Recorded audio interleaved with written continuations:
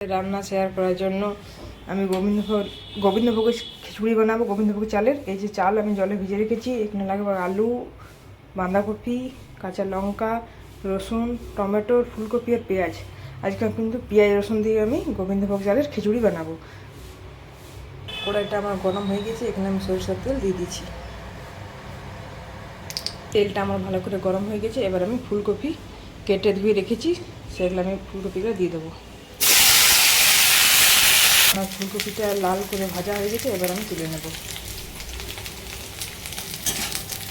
আমার ফুলকপিগুলো লাল করে ভাজা হয়ে গেছে, এবার আমি তেলের মধ্যে আলুগুলো দিয়ে দেবো।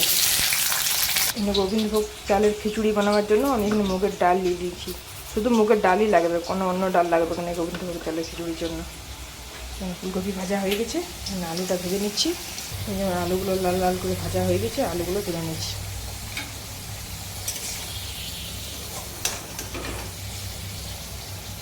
ধুয়ে রেখেছি ডালটা আবার ভেজে নেব। মুগের ডালটা ধুয়ে রেখেছি, ডালটা আবার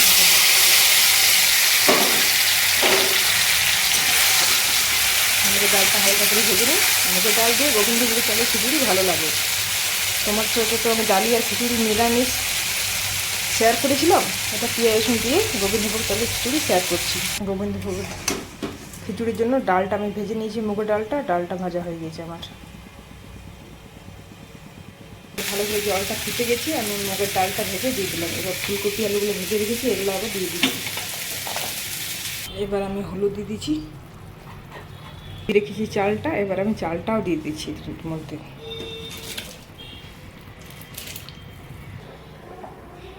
পেঁয়াজ রসুন লঙ্কা ভাজার জন্য আমি কড়াইয়ে তেল দিয়ে দিচ্ছি। কড়াইয়ে আমি তেল দিয়ে দিয়েছি, তেলটা গরম হয়ে গেছে। এবার আমি পেঁয়াজ কুচি করে তেলে দিয়ে দেবো।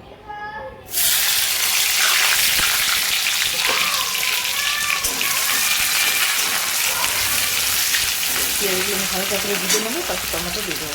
পেঁয়াজটা আমার ভালো করে লাল করে ভাজা হয়ে গেছে। এবার আমি গোটা জিরা দিয়ে দেবো তেলের মধ্যে। পেঁয়াজ আর গোটা জিরাটা লাল করে ভাজা হয়ে গেছে, এবার আমি টমেটো দিয়ে দিলাম।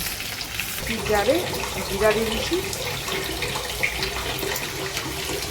দুটো লঙ্কা দিয়ে দিলাম, এগুলো রসুন দিয়ে দিচ্ছি। আর কিছু লাগবে না, জিরা লঙ্কা আর রসুন, আর কিছু লাগবে না। মশলা পিষে নেবো মশলাটা। তেল পেঁয়াজ গোটা জিরা টমেটো লাল করে ভাজা হয়ে গেছে। এবার আমি যে পিসলাম মশলাটা জিরা লঙ্কা রসুন, সেটা আমি দিয়ে দেবো। এবার আমি মশলাটা ধুয়ে নিচ্ছি। মশলাটার মধ্যে আমি একটু গরম মশলা দিয়ে দিচ্ছি, গরম মশলা করে ভালো তাহলে সেরে উঠবে। খিচুড়িটা আমার ফুটছে, এবার আমি নুন দিয়ে দেবো। এই যে আমার মশলাটা ভাজা হয়ে গেছে, মশলা থেকে আমার তেল ছেড়ে গেছে। এই যে মশলাটা আমার ভাজা হয়ে গেছে। মা কি বানাচ্ছ? এত সুন্দর সেন উঠছে। এটা খিচুড়ি বানাচ্ছি, গোবিন্দভোগ চালের খিচুড়ি। সেন উঠছে ভালো? হ্যাঁ, আমাকে এখনই দিয়ে দেবে, খাবো। দিদি ভাই, মা এখন খিচুড়ি বানাচ্ছে, তোকে খেতে মন করছে? হ্যাঁ হ্যাঁ, অনেক। এই যে আমার মশলা থেকে তেল ছেড়ে গেছে, দেখো দেখতে পাচ্ছ বন্ধুরা, এই যে মশলা থেকে আমার তেল ছেড়ে গেছে। এবার মশলাটা ভাজা হয়ে গেছে, আমি খিচুড়ির মধ্যে হয়ে গেছে। এবার আমি মশলাটা তুলে নেব। মশলাটা আবার খিচুড়িতে দিয়ে দেবো। মশলাটা ভালো করে কষে নিয়েছি, এবার আমি খিচুড়িতে দিয়ে দেবো।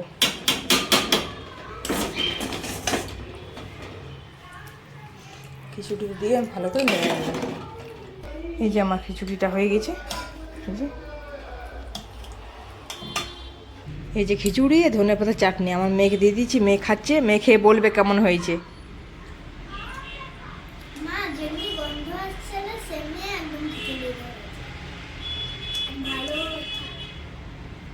ভালো হয়েছে, সুন্দর। ও তোর কিছু নেবে না, সেজন্য ধনেপাতা চাটনি আর খিচুড়ি। ও অন্য কিছু সবজি অন্য ভালো লাগে না কোনো খেতে। খিচুড়ি দিলে খিচুড়ি আর ধনেপাতা চাটনি দিয়ে খেয়ে নেয়। ভালো হয়েছে তো? খিচুড়ি রেসিপি তোমাদের যদি ভালো লাগে, তোমরা লাইক কমেন্ট শেয়ার করতে কিন্তু ভুলো না।